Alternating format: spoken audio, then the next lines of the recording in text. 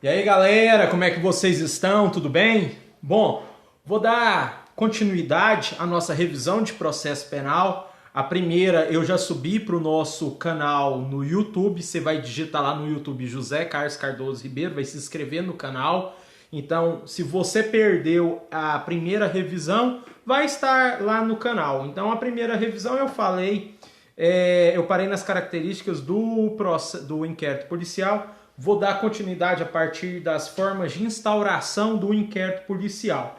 Bom, ontem eu estive com o guru dos concursos, William Douglas, né? E para quem não conhece o William Douglas, eu vou falar rapidinho quem ele é. Ele foi o primeiro colocado para juiz de direito no Rio de Janeiro, primeiro colocado para defensor público no Rio de Janeiro, primeiro colocado para delegado de polícia no Rio de Janeiro, quarto colocado para professor de direito na Universidade Federal de Fluminense, quinto colocado para analista judiciário, oitavo colocado para juiz federal da segunda região, né? E ele é o guru dos concursos, o William Douglas, né? Dono desse best-seller aqui, Como Passar em Provas e Concursos, recomendo demais da conta. Você está com dificuldade em falar em público? Tem esse livro aqui, Como Falar Bem em Público. Ah, eu estou com problema de leitura, preciso de aprender uma leitura dinâmica e memorização. Ele tem esse livro aqui, Leitura Dinâmica e Memorização. Nossa, eu gosto de mapas mentais, eu estudo com mapas mentais e preciso de memorização. Ele também tem esse livro a respeito de mapas mentais e memorização. Bom dia! Para você que me falou bom dia, @caparreira. Eu preciso de administrar meu tempo. Ele também tem um livro de administração do tempo. E para você que precisa de usar melhor o cérebro, como usar o cérebro. Tá aí.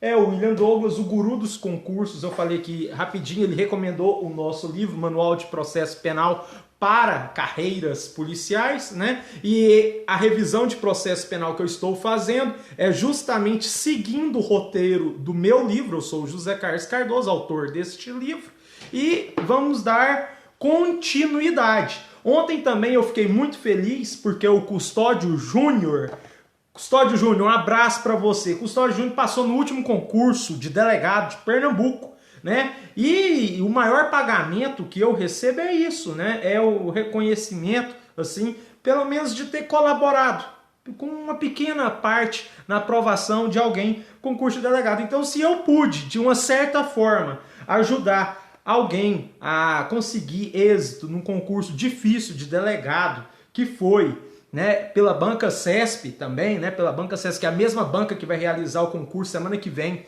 de agente e escrivão do estado de Goiás. Então, se eu conseguir ajudar de uma certa forma, por pequena que seja, eu vou conseguir ajudar com certeza você também a passar no concurso de agente escrivão, que daqui uma semana, domingo que vem, uma hora dessa, você já vai estar se preparando para caminhar para o seu local de prova, se Deus quiser, com a vitória. E eu quero que você depois fale, ó, uma questão, duas questões ali, eu lembrei da sua aula. Isso aí é o meu pagamento. Isso aí é que eu fico grato, é a recompensa, né? Lembrando que eu gravei um vídeo a respeito da Lei 10.460 de 1988 do Estado de Goiás, que é o regimento interno do servidor público do Estado de Goiás. Você que não pegou aqui ao vivo, eu subi pro meu canal do YouTube. Então lá você vai no YouTube e digita José Carlos Cardoso Ribeiro, tá o meu canal, inscreva no canal, lá tá todos os vídeos, é gratuito. Eu não quero dinheiro nenhum, eu quero só a sua aprovação. Vamos lá. Formas de instauração de inquérito policial. Página 33, eu jogo duro. Eu escrevo e eu faço anotação aqui para a próxima edição tá mais fodástica. Formas de instauração de inquérito policial. Você tem que saber o seguinte, existe 3 tipos de ação. Existe ação penal pública incondicionada, existe ação penal pública condicionada e existe ação penal privada. A ação penal privada e a ação penal pública condicionada, ela fica num grupo. A ação penal pública incondicionada, ela fica em outro. Temos 2 grupos. Um grupo com 2 ações penais, um grupo com 1 ação penal. Um grupo de ação penal pública condicionada à representação, grupo de ação penal privada. Está nesse grupo. Por quê? Porque eu vou depender, o delegado de polícia vai depender da representação da vítima, vai depender da representação do ofendido para instaurar o inquérito policial. A ação penal privada, ação penal pública condicionada à representação, o delegado de polícia não pode instaurar de ofício o inquérito policial. Então ele fica de mãos atadas. Ele não pode. Vai cair essa pergunta domingo que vem. Ação penal, em crimes de ação penal pública condicionada à representação ou ação penal privada, o delegado pode instaurar de ofício o inquérito policial. Falso. Falso. O delegado pode instaurar de ofício a instauração do inquérito policial em ação penal pública incondicionada. Incondicionada, ele não está condicionado a nada. Condicionado, ele está condicionado a algo. Ele está condicionado, ele está amarrado à representação da vítima ou do ofendido, perceberam? Então, aprenda a diferenciar crimes. Temos no Código Penal, temos em legislações penais extravagantes, temos no Estatuto da Criança e do Adolescente, que é o ECA, mas perceba bem, temos crimes de ação penal privada, temos crimes de ação penal pública, condicionada e incondicionada. Privada e condicionada é um grupo, o delegado fica amarrado, ele precisa da vítima, a vítima ter a demonstração da sua vontade, demonstrar a vontade de ir na delegacia e falar que foi vítima de um crime, para o delegado instaurar o inquérito policial. Já nos crimes de ação penal pública incondicionada, a vítima não precisa de comparecer à delegacia, não precisa. O delegado de polícia, ao acordar, assistir, ligou a televisão lá, tá no jornal, ele viu lá uma reportagem a respeito de um crime, e quando ele chegar na delegacia, ele pode instaurar de ofício o inquérito policial. O delegado de polícia está dentro do carro, ligou o rádio do carro, está escutando o que aconteceu, isso. Ao chegar na delegacia, ele pode instaurar de ofício o inquérito policial.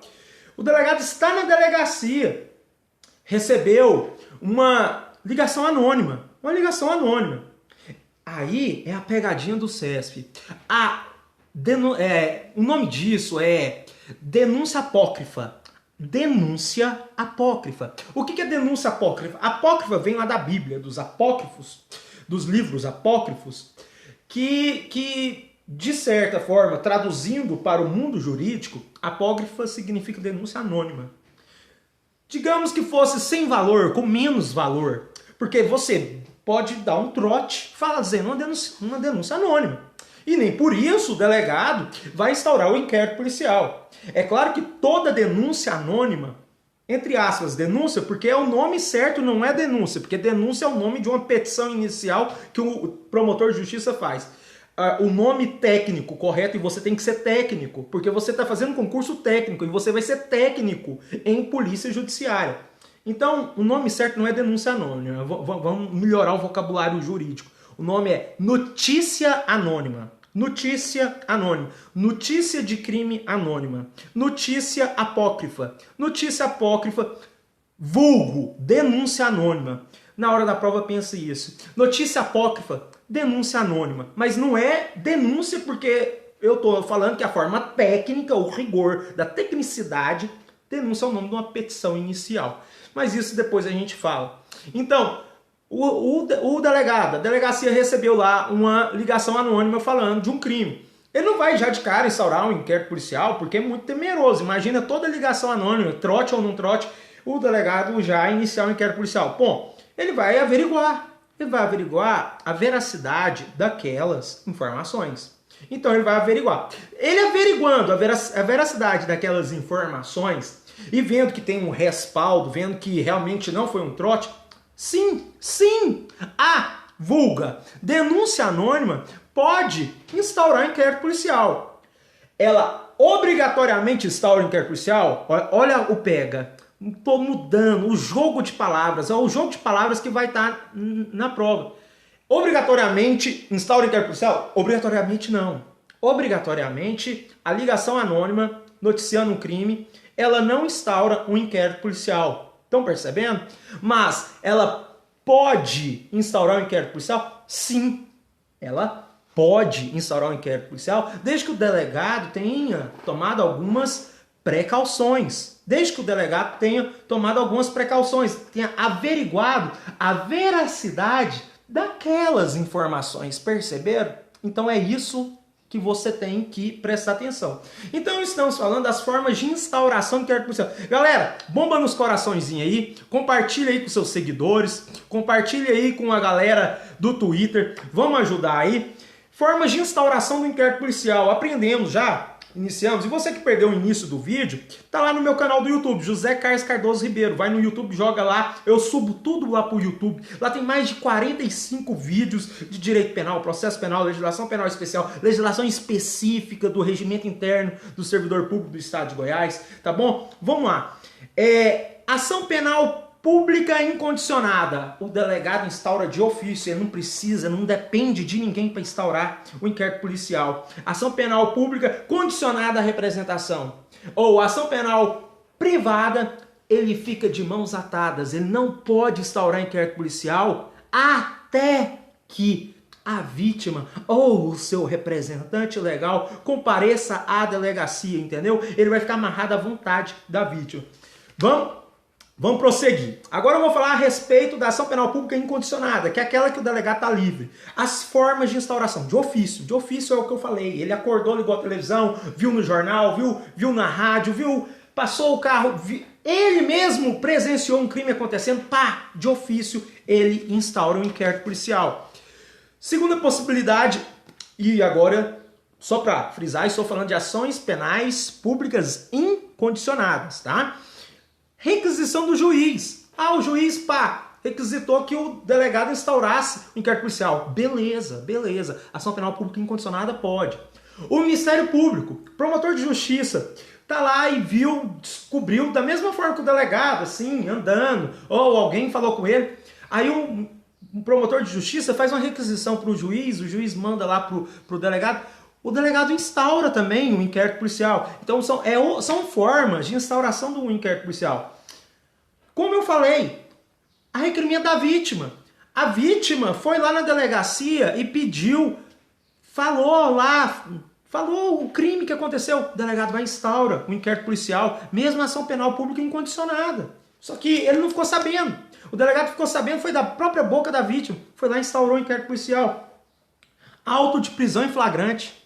Auto de prisão em flagrante. Ou seja, um exemplo, a polícia militar está fazendo a ronda lá, viu um crime lá, abordou lá os meliantes, jogou no camburão, levou para a delegacia. Aí o delegado averigou e fez o APFD. O que é APFD? É auto de prisão em flagrante delito. Então, o auto de prisão em flagrante delito, ele é uma das formas de instaurarmos o inquérito policial. Estão percebendo? Estou indo muito rápido? Fala aí, quer que eu vou mais devagar? Dá um ritmo bom? Vamos lá. Delatio crimes. Delatio crimes é a pessoa, qualquer pessoa da sociedade que vá na delegacia e fala, eu vou fazer uma queixa. Beleza, vou reduzir um pouquinho. Qualquer pessoa vai na delegacia e fala, eu vou te denunciar, eu vou fazer queixa. Não, isso aí, gente, é quem não tem conhecimento técnico. Quem faz queixa, quem faz denúncia, ou é o promotor de justiça, ou é o advogado, porque o nome disso é petições iniciais. Queixa e denúncia são petições iniciais. Denúncia é a petição inicial do promotor de justiça. Queixa é a petição inicial do advogado, do defensor. Tá entendendo? Então, perceba bem. Quando a pessoa vai na delegacia, ela não denuncia nada, ela não faz queixa de nada. O que ela faz? Uma notícia crimine. Isso é linguagem técnica. Vulgarmente, eu fui na delegacia e denunciei. Vulgarmente, eu fui na delegacia e dei uma queixa de um crime. Ponto. Nome correto para isso? Delatio criminis ou notitia criminis. Beleza? Vem do latim, delatio de delação, delatar um crime. Notitia de notificar, de noticiar um crime, tá? Então perceba bem, esses nomes eu estou falando não é para eu parecer que eu tenho conhecimento, não. Deus me livre. É para você não cair em cascas de banana na hora da prova. É para quando o CESP vir com essas terminologias incomuns, você falar, eu já escutei isso. Eu sei o que isso significa. Para não ser aquelas perguntas que você não sabe nem errar. Tá entendendo? É para isso que eu estou falando, usando a linguagem técnica. Bom, continuando. Notícia crimes. Agora eu vou falar o conceito e a natureza jurídica. O que é a notícia crimes? Então é o conhecimento espontâneo ou provocado por parte da autoridade policial acerca de um delito. Beleza? Espécies de notícia crime. Eu tenho a imediata e eu tenho a mediata. Eu tenho a notícia crime imediata e a mediata. E agora eu vou diferenciar a notícia crime. O que é a notícia crime imediata da notícia crime imediata? A imediata, agora foca só na imediata, com I. Imediata ou espontânea. Então lá na sua prova pode estar notícia crime imediata ou notícia crime espontânea. É a mesma coisa. São dois nomes para falar da mesma pessoa, tá? Então notícia crime imediata ou espontânea ocorre quando o policial tem conhecimento do fato delituoso por meio de suas atividades rotineiras, que eu falei. Jornal, televisão, rádio, estava andando na rua, viu. Então, isso é a imediata. Ele mesmo viu. Ninguém falou para ele. Ele viu no jornal, na televisão, na rádio, no jornal de papel. Ele viu andando na rua. Ele tomou conhecimento. Notícia crime imediata. Notícia crime espontânea. Agora, vamos falar da mediata. Notícia crime mediata ocorre quando a autoridade policial toma conhecimento do fato delituoso por meio de um expediente escrito, tá? Exemplo: representação ou requerimento da vítima, requisição do Ministério Público ou do juiz. Então, a mediata tem o nome de provocada. Então, se na sua prova tiver notícia crime mediata ou notícia crime provocada, são dois nomes para uma mesma pessoa. Lá atrás eu falei que a imediata ou espontânea são dois nomes para falar da mesma coisa. Agora eu estou falando da mediata, sem o i, que também é chamada de provocada. Então ela é provocada. Mediata é provocada. Não foi eu que vi. Se é provocado, não foi eu que vi. Alguém teve que me provocar. Consulta para mim. Depois a gente conversa. Posso sim. Cognição coercitiva. Cognição coercitiva. Ocorre quando a autoridade policial toma conhecimento do fato delituoso por meio de apresentação do acusado preso em flagrante. Polícia Militar chegou na delegacia com um sujeito algemado. Tirou lá do camburão, apresentou para o delegado. O que é o nome disso? Cognição coercitiva. Coercitiva vem de obrigatório. Tudo que é coercitivo, vai ali, obrigatório. O cara não foi, eu vou lá sozinho na delegacia. Não. Coercitivo. Então, notícia crime de cognição coercitiva é quando a polícia militar, um exemplo que eu estou dando, é quando a polícia militar chega lá na delegacia, e o exemplo, eu sou delegado, quem é delegado é a autoridade policial, tá? Só mais uma observação que veio aqui, uma informação que é bom você saber. Se você já sabe, ótimo. Autoridade policial igual a delegado. Delegado igual a autoridade policial. Agente, diferente de autoridade policial. Escrivão, diferente de autoridade policial. Policial militar, diferente de autoridade policial. Quem é autoridade policial é o delegado. O delegado é a autoridade policial. Então, não confunda isso. Na prova, não pense que agente seja autoridade policial. Não pensa que escrivão seja autoridade policial. Não pensa que a polícia militar seja autoridade policial. Autoridade policial é um outro nome alternativo para você chamar a pessoa de delegado. Delegado é a mesma coisa de autoridade policial, beleza? Então aqui, de cognição coercitiva, a polícia militar chegou lá na delegacia com um cara preso. Então isso é uma notícia crime de natureza de cognição coercitiva, beleza? Identificação criminal. A identificação criminal é a foto e a datiloscopia. O que é datiloscopia? São as impressões digitais. Então, são duas coisas. O que é uma identificação criminal? Tirou a foto e pegou as impressões digitais. Isso é identificação criminal. O que é uma identificação civil? Identificação civil é: apresentei meu RG, apresentei minha habilitação. Isso é uma identificação civil. O policial abordou seu carro, sua moto, fala: me dá sua habilitação. Isso é uma identificação civil. Identificação criminal é diferente, tá? Então vá para a prova sabendo disso. Identificação criminal é a foto que é tirada junto com a sua impressão digital, que o nome disso é datiloscópico, tá? O nome técnico é datiloscópico. Fotografia mais identificação datiloscópica. Isso aí não é para você errar mais. Beleza. Vamos prosseguir. Indiciamento. Amigo, o que é?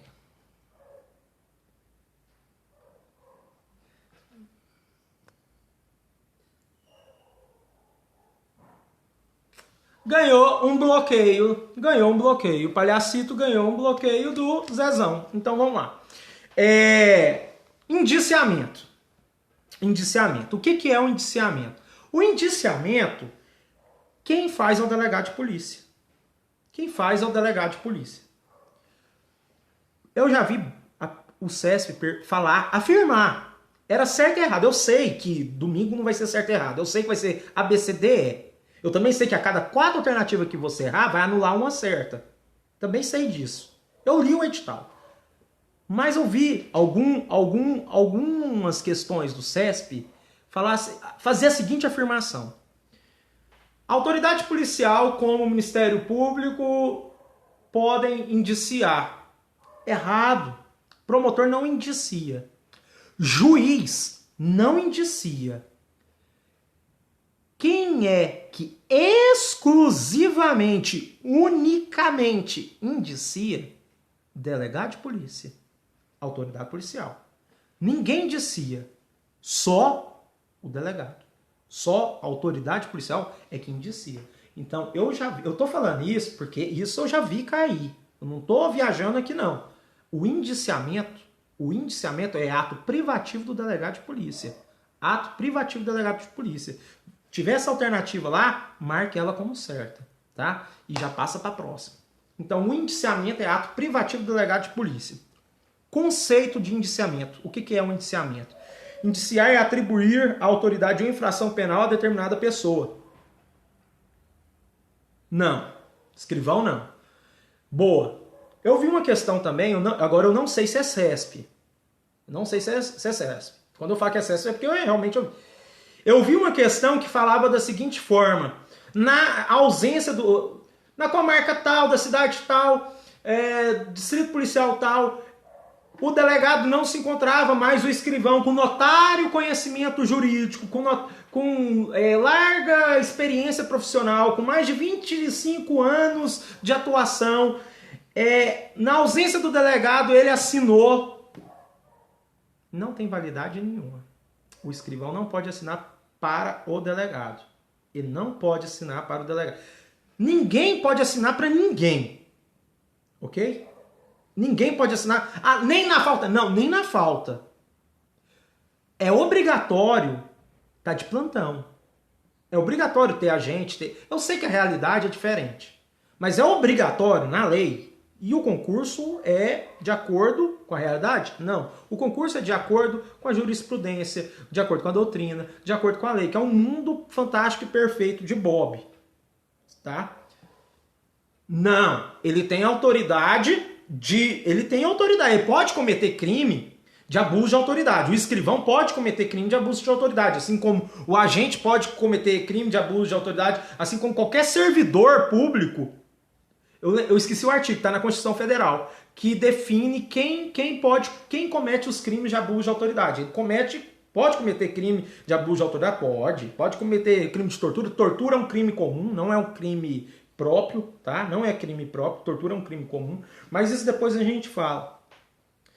Voltando aqui, o indiciamento é atribuir a autoria de uma infração penal a determinada pessoa.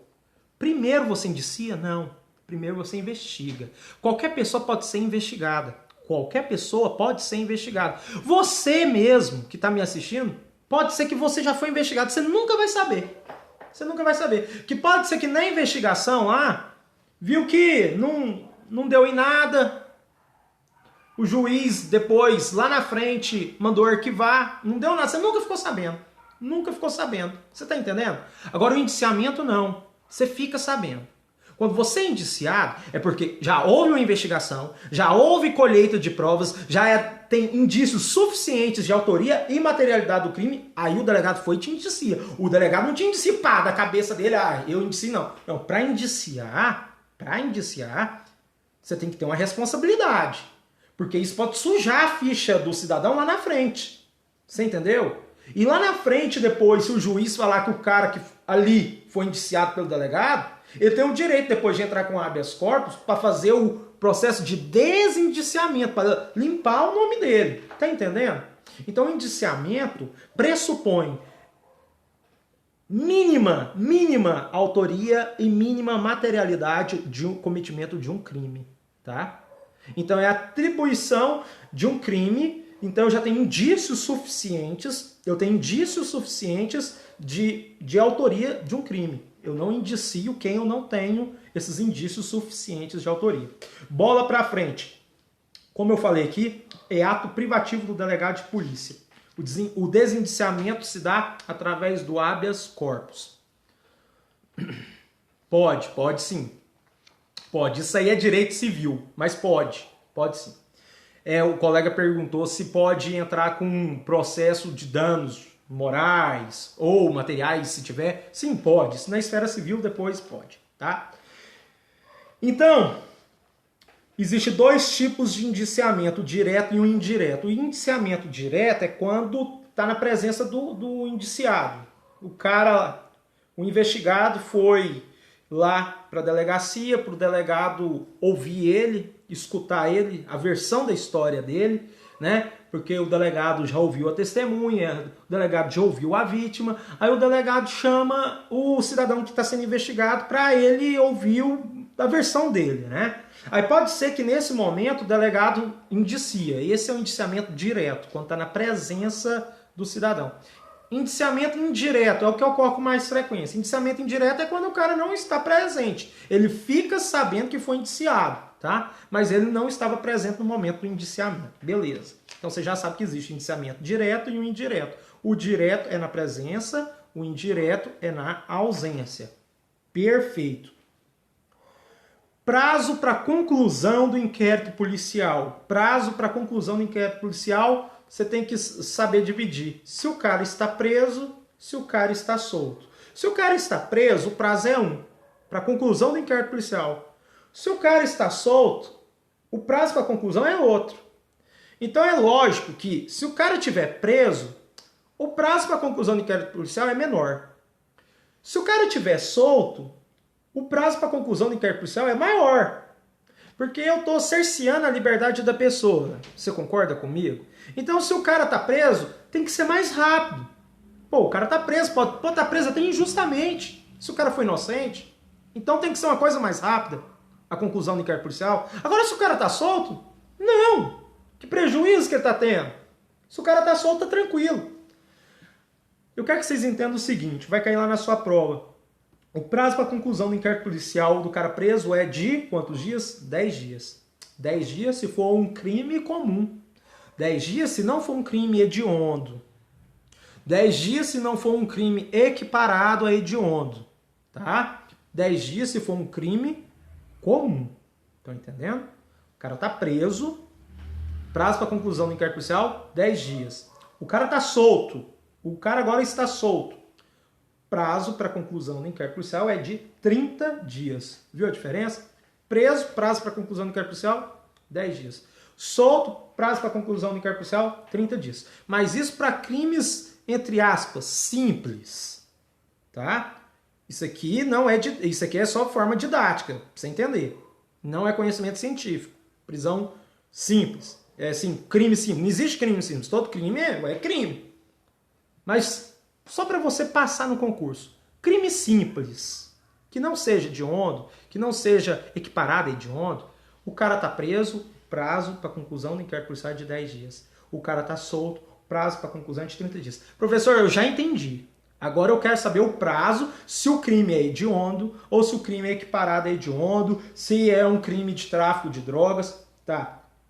Crime hediondo, o cara preso 30 dias. Agora eu estou falando de crimes hediondos. Crimes hediondos, o cara está sendo investigado porque cometeu um crime hediondo. Prazo para conclusão do inquérito policial, 30 dias. Pode ser prorrogado, professor? Pode. Por quanto tempo? Pelo igual período, por uma vez. Ou seja, se o prazo é de 30 dias, eu posso prorrogar ele por mais uma vez por 30 dias. Ou seja, o cara ficou 60 dias preso e o inquérito policial sendo rodado. Beleza? Então, prazo para conclusão do inquérito policial em crimes hediondos de 30 dias, podendo ser prorrogado uma vez por mais 30 dias. Total, ele pode ficar 60 dias preso. Agora, se o cara estiver solto em crimes hediondos e equiparados, 90 dias. Tráfico de droga. Tráfico de droga. E pode ser duplicado uma vez. Então, tráfico de droga. O cara foi preso por tráfico de droga. Ele preso. Prazo para conclusão do inquérito policial, 30 dias, podendo ser prorrogado uma vez por mais 30 dias. Ele está solto, 90 dias. Prazo para conclusão do inquérito policial. Beleza? Pode ser duplicado? Pode. Então, no caso do tráfico de drogas, né, que é um crime equiparado a hediondo, o prazo para conclusão do inquérito policial, ele estando solto, 90 dias. Pode ser duplicado, ou seja, 180 dias.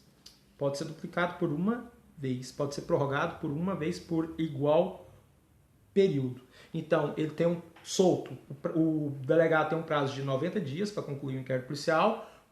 Em 90 dias ele não terminou. Ele pediu para o juiz uma prorrogação. O juiz concedeu, então ele tem mais 90 dias. Somando, ele vai ter 180 dias se o cara tiver solto. Tá bom? Então, a conclusão do inquérito policial será concluída por meio de um relatório da autoridade policial. O delegado não pode ou não precisa fazer juízo de valor. Quem faz juízo de valor é o Ministério Público e o juiz. Tá? Quem faz juízo de valor, o delegado não faz juízo de valor. Põe isso na sua cabeça. O delegado tem que estar aqui, ó, com a única e exclusiva função de investigar. Investigar. Ele não pode ser tendencioso. Tá entendendo? Ele tem que investigar. Investigar. Ele não pode fazer juízo de valor. Então ele vai concluir o inquérito policial, vai fazer um relatório, vai anexar na última página do inquérito policial, vai encaminhar para o juiz a conclusão do inquérito policial através de um relatório. Então, ele vai mandar um inquérito policial, vai mandar um relatório que vai estar escrito conclusão do inquérito policial, que vai ser um resumo de tudo que foi feito no inquérito policial, certo? Para o juiz. O juiz vai pegar aquele inquérito policial, vai remeter para o promotor de justiça. Pegadinha do CESP. Quando o delegado conclui o inquérito policial, ele remete ao promotor de justiça. Certo ou errado? Errado. Ele não remete para o promotor de justiça. Mas nós sabemos que no Brasil, em alguns lugares, o delegado remete para o promotor de justiça. Beleza? Mas aqui nós não vamos trabalhar com essa tese. A tese que a gente trabalha é que o delegado manda para o juiz. O juiz manda para o promotor de justiça. O promotor de justiça abre o inquérito policial, vê se aquilo ali tem algum fundamento jurídico ou não.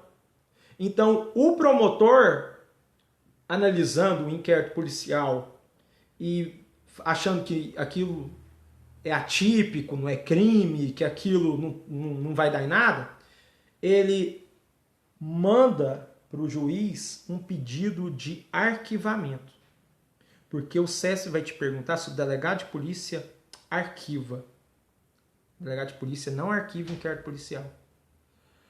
Eles vão perguntar se o promotor de justiça arquiva o inquérito policial. O promotor de justiça não arquiva o inquérito policial. A única pessoa que arquiva o inquérito policial é o juiz. Tudo bem? O delegado não pede para arquivar inquérito policial. O delegado não pede para arquivar inquérito policial. O promotor pede? Sim. O promotor pede para arquivar inquérito policial. Estão entendendo? Quem arquiva é o juiz. Quem pede é o promotor. O delegado não pede. E o delegado não arquiva. Mesmo o delegado tendo a certeza que aquilo não é crime, mesmo o delegado tendo absoluta certeza que aquele inquérito policial não vai dar em nada, ele não pode arquivar. E ele não pode pedir para que se arquive.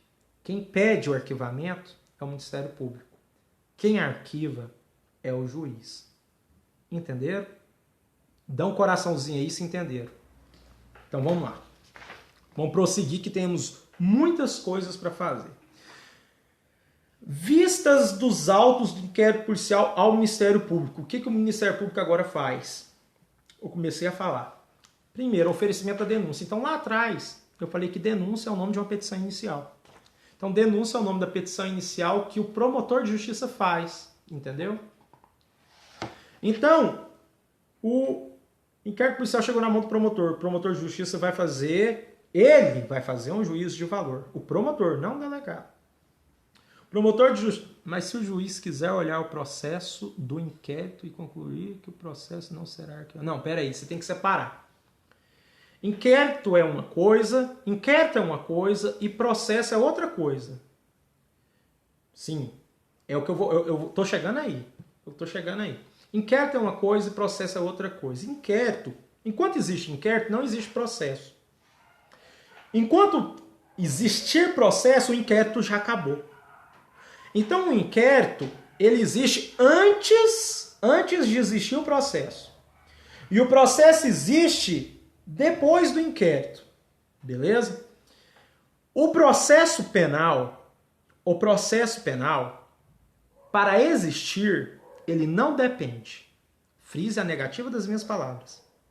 Para o processo penal existir, ele não depende de uma existência de inquérito policial. O processo penal ele pode existir muito bem sem nunca ter existido inquérito policial. Porque nós vimos no vídeo 1, depois você vai lá no YouTube, José Carlos Cardoso Ribeiro, tô jogando todos os vídeos lá, vai no YouTube, digita José Carlos Cardoso Ribeiro. A parte 1 da revisão, eu falei exatamente isso. Que o inquérito policial ele é dispensável. O inquérito policial é um conjunto de elementos de informações, ou seja, para que se exista um processo penal, não é obrigatório que se exista um inquérito policial. Beleza. Então eu vou dar continuidade para tirar a sua dúvida. Chegou lá um inquérito policial no Ministério Público. Primeira coisa que ele pode fazer é oferecer a denúncia. A denúncia é o nome de uma petição inicial que o promotor de justiça vai escrever. Excelentíssimo senhor, doutor, juiz de direito da vara criminal de Goiânia, do estado de Goiás, inquérito policial número tal. O Ministério Público, representante da comarca tal, vem representar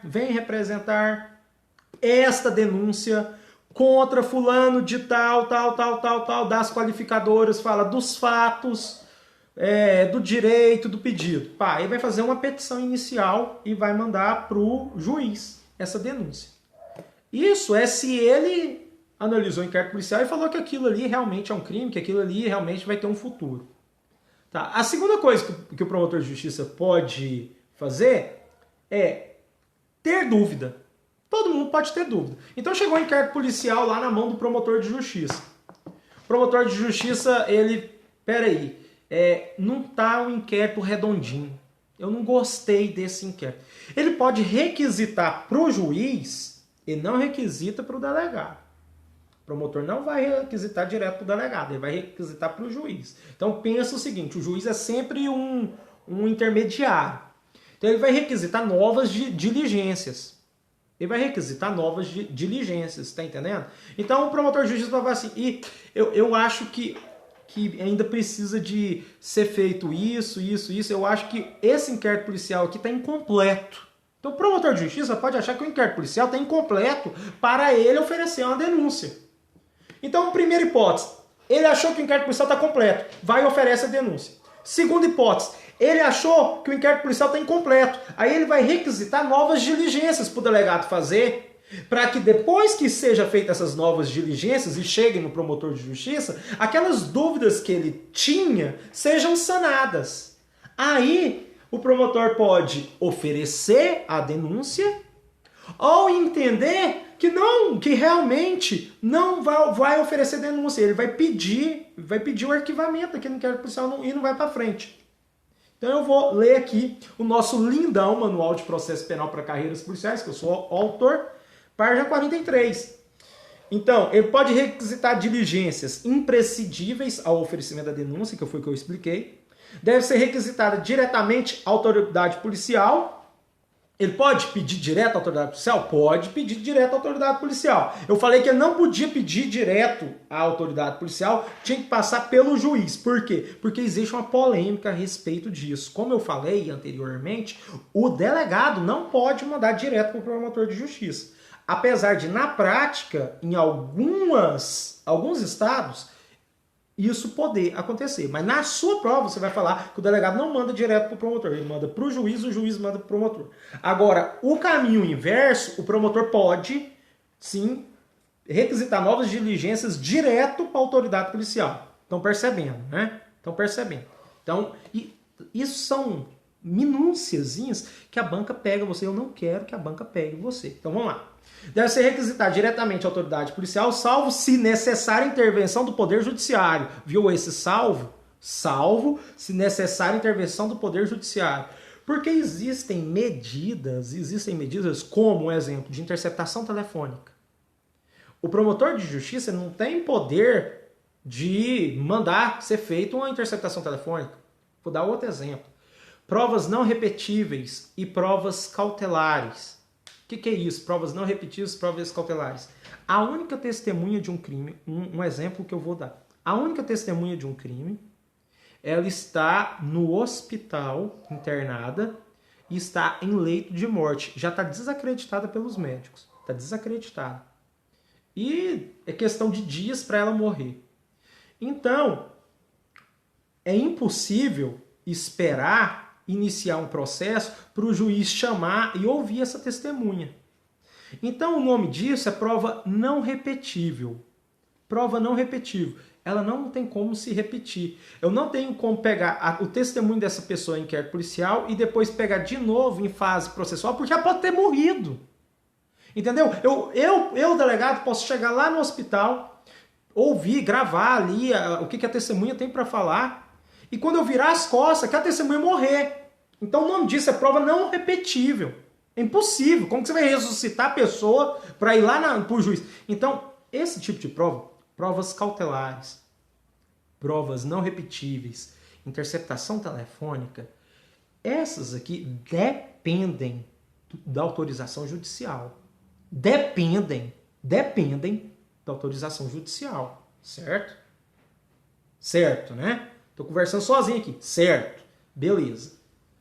Então, essas o promotor não pode pedir direto para o delegado. Essas ele tem que mandar para o juiz tem que dar uma autorização, aí manda para o delegado. Agora, se for uma diligência mais simples, uma coisa assim mais besta, uma bobeira, que não são essas três que eu falei, provas irrepetíveis, provas cautelares, interceptação telefônica, aí o promotor pode mandar direto para o delegado.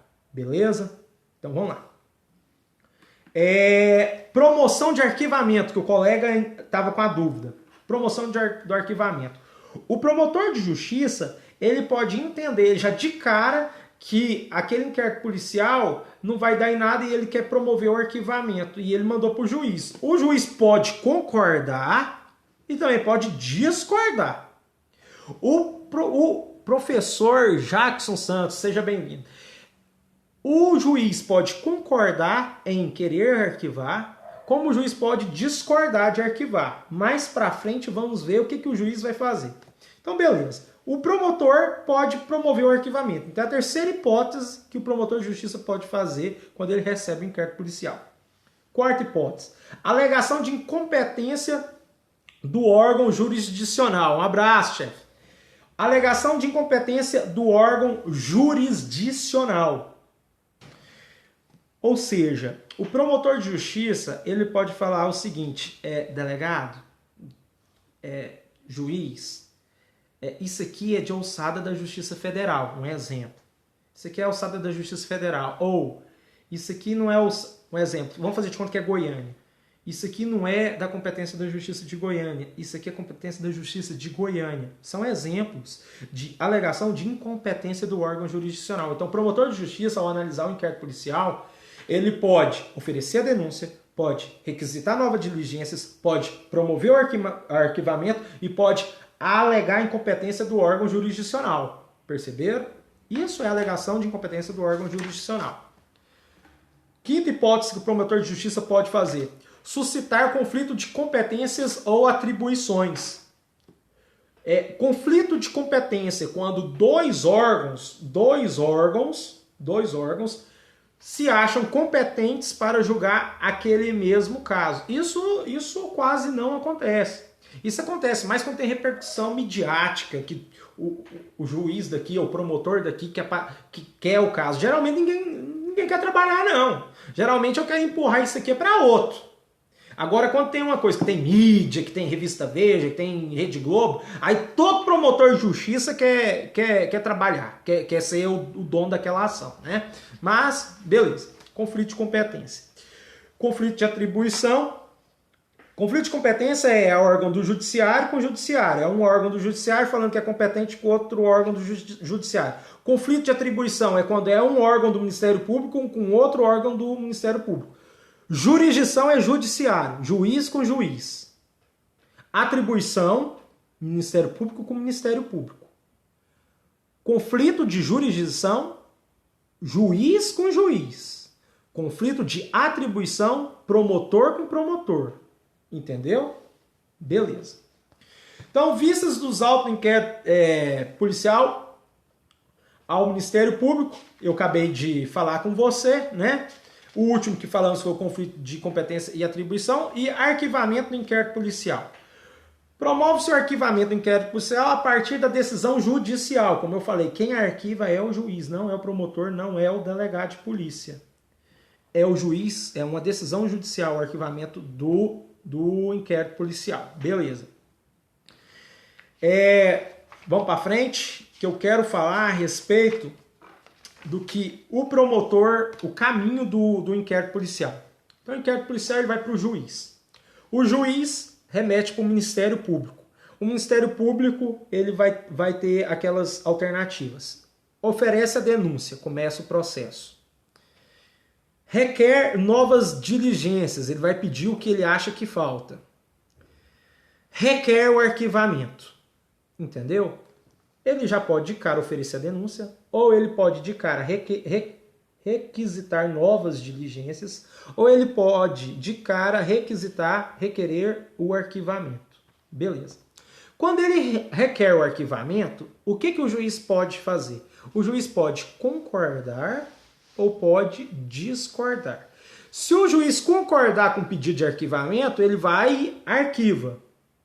Se o juiz discordar do pedido de arquivamento, ele manda para o chefe do Ministério Público. Quem é o chefe do Ministério Público? Procurador-Geral de Justiça. Então o juiz discorda. É essa a dúvida que o colega falou. O juiz discorda daquele pedido de arquivamento que o promotor fez para o juiz. Ele discordou. O que o juiz faz? Caminho que o juiz faz.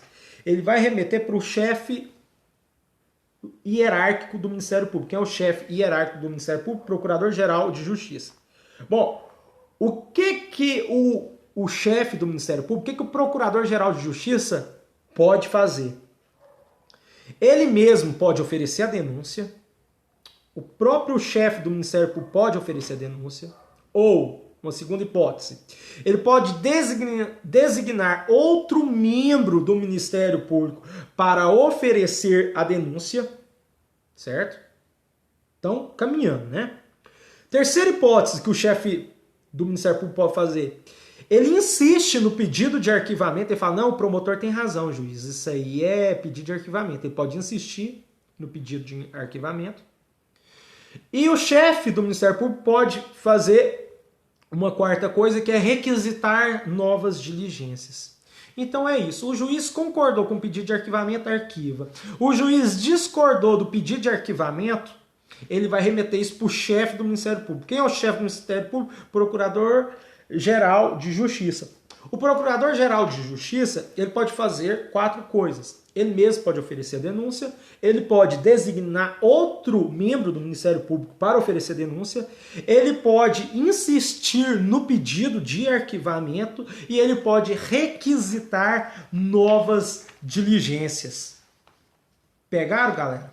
Então, meu povo, o que eu queria falar para vocês é isso. Essa foi a nossa segunda revisão de processo penal.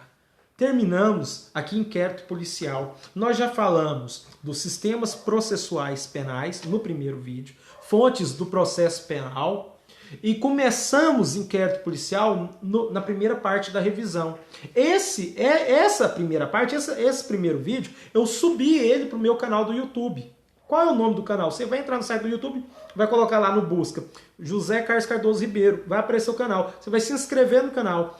Lá no canal tem a playlist de Direito Penal, que é Direito Penal, processo, o nome da playlist é Direito Penal, mas lá tem vídeo de processo penal, de legislação penal especial, de direito penal, de legislação específica do Estado de Goiás, que é a Lei 10.460 de 88, que é o Regimento Interno do Servidor Público do Estado de Goiás, que eu gravei, porque eu vi que ninguém tinha gravado esse vídeo. Eu procurei Lei 10.460 e eu não achei. Não achei. Eu falei, eu sei que eu não dou aula dessa matéria de regimento interno, mas eu vou gravar um vídeo aqui. E foi muito bem quisto. Eu gravei em 5 partes o regimento interno do Servidor Público do Estado de Goiás. Já deu aí mais de 2.500 visualizações somando os 5 vídeos e tem 2 dias que eu terminei de gravar a última parte. Então, tipo, eu calculei que foi ali 600 pessoas que tiveram acesso, né? Então são 600 pessoas que estão interessadas realmente em passar nesse concurso que vamos ter daqui uma semana. E eu desejo toda sorte para você. Você vai fazer esse concurso para passar? Não, você não vai fazer esse concurso para passar.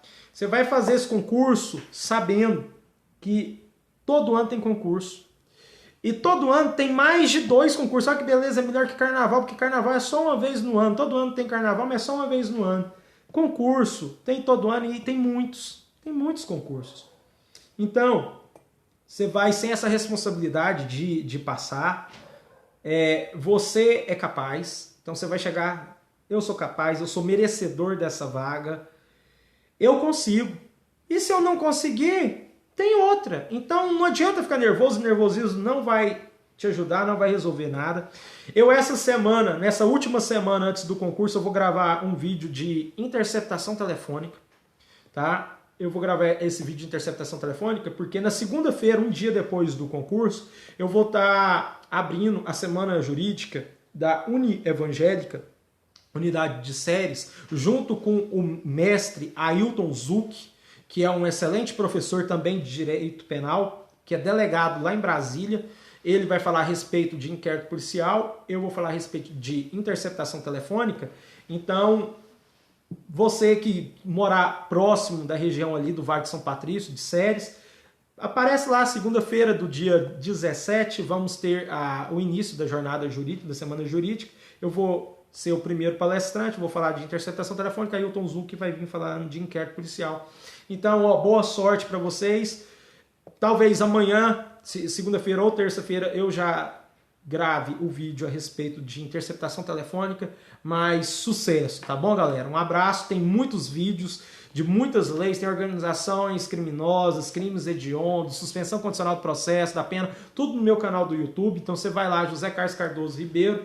Então, já que eu sou apenas um colaborador, eu consegui, ontem eu dormi muito feliz em saber que o Custódio Júnior passou no concurso de delegado lá do estado de Pernambuco, em saber que eu colaborei nem que seja com 1% da sua aprovação. Isso me gratifica muito e eu quero ajudar você também. Ele falou, professor, eu gosto dos seus vídeos, são vídeos curtos, né? E que trazem todo o conteúdo, porque se eu fosse ver isso em outro curso, você fala em 1 hora o que outros professores levam 5 horas para falar. Então eu não tenho tempo, eu cuido da família, eu trabalho, eu consegui aprovação. Então eu que tenho a agradecer a você, Custódio, de ter acreditado no nosso trabalho e tantas outras pessoas, né? Eu falo para quem passou no concurso de delegado. Então, se eu estou ajudando pessoa que está passando no concurso de delegado, eu também vou ajudar quem vai passar no concurso de agente, quem vai passar no concurso de escrivão, quem vai passar no concurso da Polícia Militar, tá? Eu fiz esse manual de processo penal para carreiras policiais, então essas aulas que eu dei foi baseado nesse livro, é o Manual de Processo Penal para Carreiras Policiais da editora Ímpetos. Eu fiz com 2 delegados de polícia lá de Brasília, o Rafael Povos e o Sérgio Baltzer. O Sérgio Baltzer também é um excelente professor de legislação penal especial, já deu aula no LFG, dá aula no Gran Cursos. Então eu só tenho a agradecer a vocês por confiar em meu trabalho e confie em você, tá? Deus vai te iluminar, fique tranquilo, beba uma água, vá no banheiro. Concurso tem todo ano e você vai conseguir. Eu vou parar aqui, senão eu vou até ficar emocionado, tá bom, galera? Um abraço para quem tá de abraço, um beijo para quem é de beijo. Tchau, tchau. Foco nos estudos. E não quer parar a transição, não.